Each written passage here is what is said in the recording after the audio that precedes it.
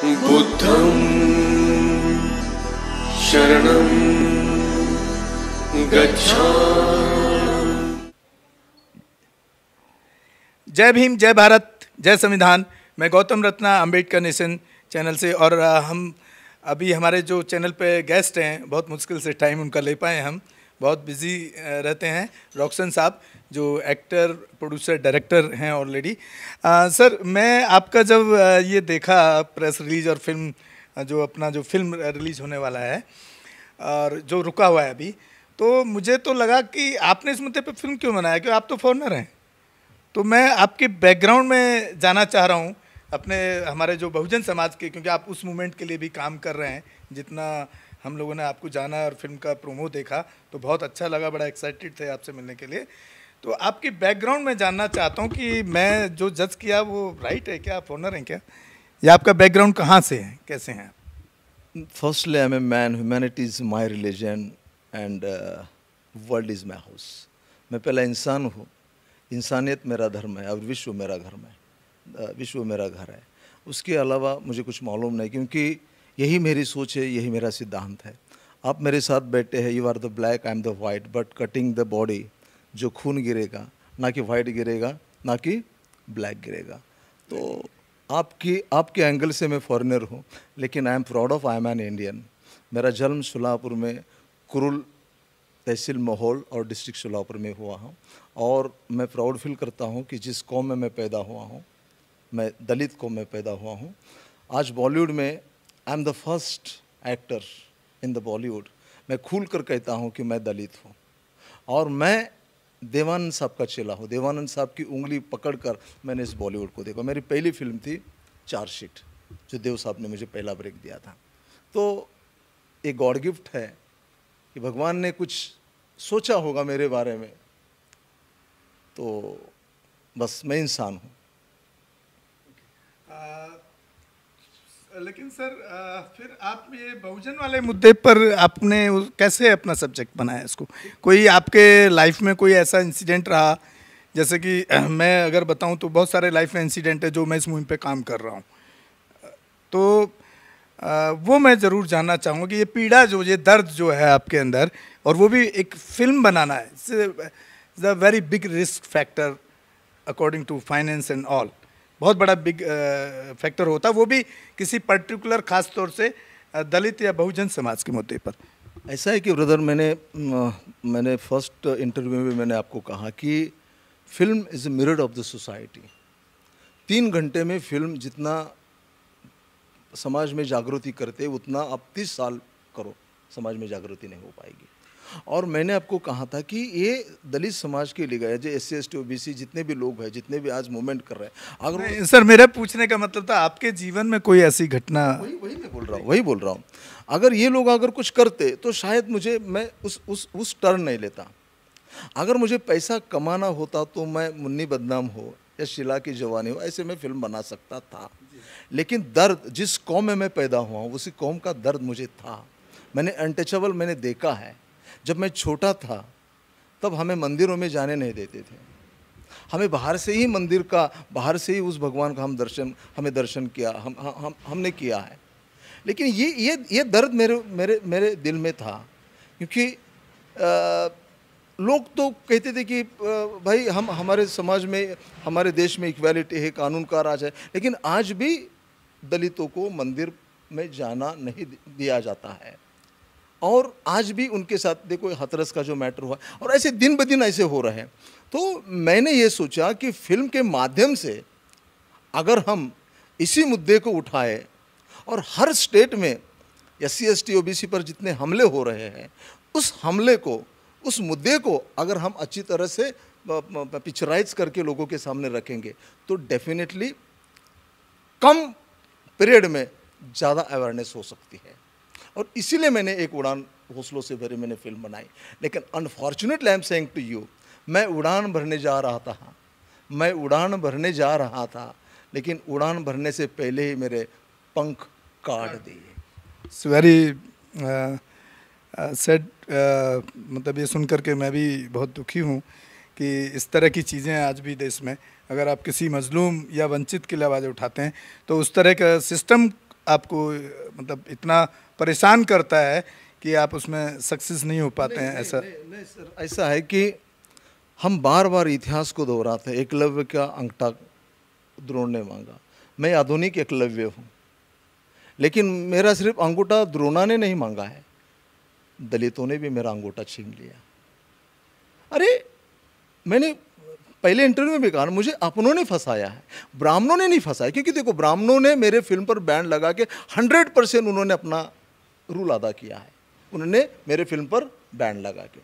लेकिन जिस कौम पर मेरी फिल्म बनी थी, उस कौम ने तो मुझे सपोर्ट करना चाहिए था। I am a victim of this system, I am a victim internal casteism का मैं बली हूँ।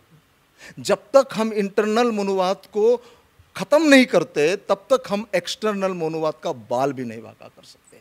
ये जब फिल्म अगर रिलीज हो जाती, तो मैं आपको दावे के साथ कहता हूँ, इस देश में रेवोल्यूशन निर्माण हो जाता था।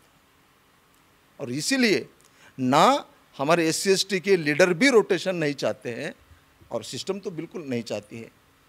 मेरा आज भी कहना है कि आरक्षण से कुछ स्पेसिफिक कास्ट का फायदा हो सकता है, स्पेसिफिक परिवार का फायदा हो सकता है, लेकिन रोटेशन से हर तबके का, यानी कि 3200 जो कास्ट है, इस सभी कास्ट को रोटेशन से फायदा। मैं एक एग्जांपल आपको देना चाहता हूं। रेस्पेक्टेड मायावती जी 4 साल यानी कि 4 बार मुख्यमंत्री बनी। अगर रोटेशन होता तो और भी कम्युनिटी को अपॉर्चुनिटी मिलती, और उसी अपॉर्चुनिटी से उनकी पार्टी आज इस देश का सत्ताधीश पार्टी बन सकती थी। लेकिन उन्होंने वो, क्योंकि हमारी पार्टी है, हम ही सब कुछ करेंगे, इसलिए उन्होंने 4 बार मुख्यमंत्री। आज रामविलास पासवान का ले लीजिए, उनके पार्टी के 6 मेंबर ऑफ पार्लियामेंट है। आप 6 मेंबर ऑफ पार्लियामेंट पूरे उनके परिवार के हैं। अगर यहाँ रोटेशन होता, हाँ, तो डेफिनेटली ये सीट्स रोटेट होते। मैं मेरे सुशील कुमार शिंदे जी का मैं एग्जांपल देना चाहता हूँ। तो सर थोड़ा ऐसा मानता हूँ इसमें कि जिस पॉलिटिशियन को एक बार रिजर्वेशन मिल जाए, पार्लियामेंट बन जाए, उसको नेक्स्ट टाइम रिजर्वेशन ही नहीं देना चाहिए। मैं ऐसा मानता हूँ, क्योंकि वो परिवार स्ट्रांग हो चुका है हर तरीके से, आर्थिक तौर पर भी हो जाता है, पॉलिटिकल रूप में भी हो जाता है, और सोशल रेस्पेक्ट में भी हो जाता है। मेरा अपना खुद का ऐसा मानना है। नहीं, ऐसा है कि देखो अभी क्या हो रहा है कि अभी दलितों में, यानी कि शेड्यूल कास्ट शेड्यूल ट्राइब में फाइट हो रही है। मैं एक मेकर के हिसाब से देख रहा हूँ, एज ए आर्टिस्ट के हिसाब से देख रहा हूँ। आने वाले कल में हम हमारा खून चूसेंगे, दलित का खून चूसेगा। क्यों? क्योंकि आज आप एक जर्नलिस्ट हैं। झारखंड में क्या हुआ, हमारी एक छोटी बहन अपने माँ के गोद में उन्होंने दम तोड़ा, माँ मुझे भूख लगी है, भूख की वजह से। तो ये आरक्षण का फायदा कौन ले रहा है?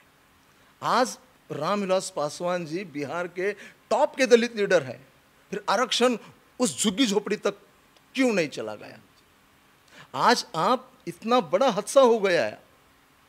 रामदास अठौले को, एक बॉलीवुड की एक्ट्रेस को गवर्नर के पास लेके जाने के लिए उनको टाइम है, लेकिन हाथरस की घटनाओं पर बोलने का कोई यानी कि कोई टाइम नहीं है। रामविलास पासवान आज चुनाव में इतने बिजी है, उनको हाथरस की। अभी देखो, मैं आपको बहुत क्लियर बोल रहा हूँ, अगर दादर यानी कि बॉम्बे का, मुंबई का अंबेडकर भवन अगर डिमोलिश नहीं होता, जिस अंबेडकर भवन ने बाबा साहब अंबेडकर ने कालाराम सत्याग्रह चलाया, मूक नायक जैसा अखबार चलाया, और क्रांति की यानी कि परिवर्तन की लड़ाई जिस जगह से उन्होंने चलाई, उसी जगह को कुछ अपने ही समाज के गुंडों ने सिस्टम के साथ रहकर उस अंबेडकर भवन को गिराया। और अंबेडकर भवन गिरने के बाद जो आक्रोश पैदा हुआ था दलितों में, उस आक्रोश को ठंडा करने के लिए मोदी जी ने रामदास अठौले को मिनिस्टर बनाया। और मैं आज इस आपके चैनल के माध्यम से कह रहा हूं, हर दलित लीडर हाथरस के मैटर को उस एंगल से देख रहा है, और उस मैटर को ये इश्यू बनाकर बीजेपी पर वो फोर्स यानी कि क्या बोलते उसको दबाव डालेंगे और अपना उल्लू सीधा करेंगे। सर एक मेरा एक सवाल है, मैं भी पर्सनल अनटचेबिलिटी को मैंने अभी झेला है। लास्ट 6 मंथ मुझे दिल्ली के अंदर रेंट पे घर इसलिए नहीं मिलता है कि मेरा उस घर को लेने से पहले एक मैं क्लैरिफिकेशन देता हूँ डीलर को भी, प्रॉपर डीलर को भी और ऑनर को भी, कि आई एम अम्बेडकर फॉलोअर, और मेरे घर में बाबा साहब अम्बेडकर का स्टैचू और बुद्ध का लगेगा। कल को आप फैमिली वाला हूँ, कल को आप क्या लगे भाई 1 महीने 11 महीने के नोटिस में एग्रीमेंट में ये भी रहता है 1 महीने के अंदर आप खाली करा सकते हैं। तो मुझे घर नहीं मिलता है। ऐसा ये पर्सनल अनटचेबिलिटी मैंने आज भी झेली है, जिसमें हमारे देश का प्रधानमंत्री और इस देश का सुप्रीम कोर्ट ये बोलता है कि अब जातिवाद खत्म हो चुका है। ऐसी कोई पर्सनल अनटचेबिलिटी आपके पर्सनल लाइफ में रही है, या ऐसे उस पर क्या कहना चाहते हैं? नहीं सर, देखो मैंने अभी भी कहा कि जो इंटरनल मनुवाद हमारे, पहले हमें इंटरनल मनुवाद को ख़त्म करना पड़ेगा। आप गुजरात में जाओ, शेड्यूल कास्ट में भुनकर और चमार 2 कास्ट हैं। मैं ऐसे मोहल्ले को मैं विजिट करके आऊँ कि वहाँ लिखा है सिर्फ भुनकरों के लिए मकान मिलेगा। ये कहाँ का है? हम अगर अपने रियल में, अगर हम अपनी रियल यानी कि इंटरनल हम कास्टिज्म को नहीं समाप्त कर रहे हैं, तो ये तो एक्सटर्नल मनुवाद की कैसे है? और दूसरी बात मैं बहुत सीरियसली कर रहा हूँ, बाबा साहब अम्बेडकर जी ने इस देश का संविधान लिखा, पार्लियामेंट का मंदिर का निर्माण किया, लेकिन उस पार्लियामेंट, इस मंदिर में बाबा साहब अम्बेडकर को जाने नहीं दिया। बिकॉज क्यों? क्योंकि बाबा साहब अम्बेडकर 1952 जो पहला चुनाव था, उस वक्त काजरोलकर जो चमार कम्युनिटी से थे, उन्होंने उनको गिराया कांग्रेस के।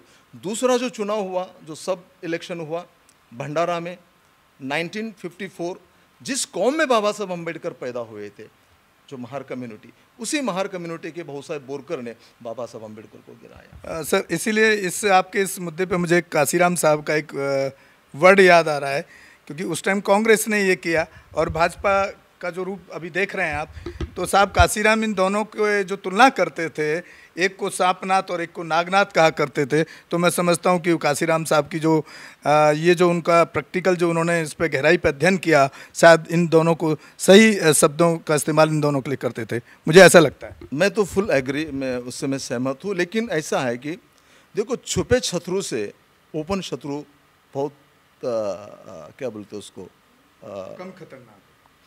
देखो, ओपन शत्रु होते उसके खिलाफ हम लड़ाई लड़ सकते हैं। अभी भाजपा के खिलाफ भाजपा बोला, आरएसएस बोला तो हम, लेकिन कांग्रेस ही छुपा शत्रु है, वो स्लो पॉइजन है।